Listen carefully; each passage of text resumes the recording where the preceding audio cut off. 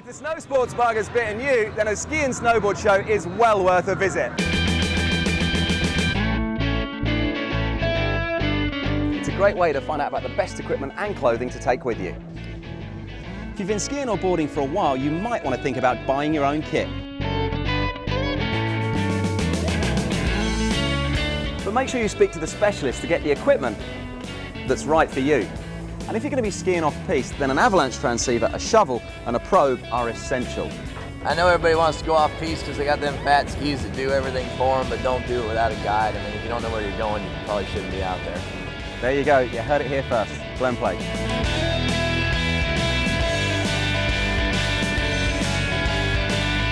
Unless you're Alan Baxter, it's generally worth getting some advice from the experts.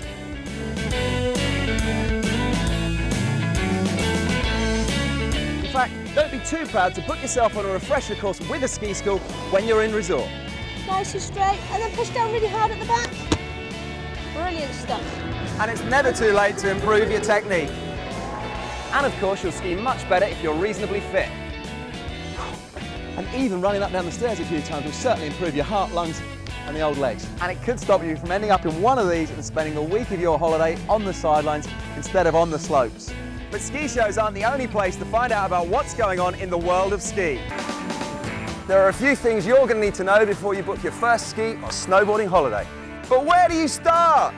The resort you choose should have plenty of blue and green runs. There'd be nothing worse than turning up in a resort and finding only loads of slopes that you can't handle. Whether you like it or not, the first time you go skiing, you're going to ache a little bit. Oh. Where's the sauna? So pick your accommodation carefully because you probably want to be near the slopes. The less walking, the better. Or make sure there's transport nearby to get you to and from where you're staying without too much hassle. And you'll need a variety of lifts because these button lifts can be quite tricky for beginners. Make sure there are a few alternatives such as chairlifts or cable cars to get you where you need to be. It's worth doing a bit of research about lessons before you go. An English-speaking instructor is essential as a language barrier could hinder the learning process. Excuse me, sir. A hurdy-gurdy, spurdy-flirty. And you should think about a few lessons before you go. You can head to a dry slope or a place like this, sign up with the group and learn the basics. When you're out there, a lift pass is essential, but as a beginner, you may not need it for the first couple of days. So don't make this an added unnecessary expense. And if it's your first time away, then think about lots of other fun activities you can do when you're not skiing or boarding in your resort.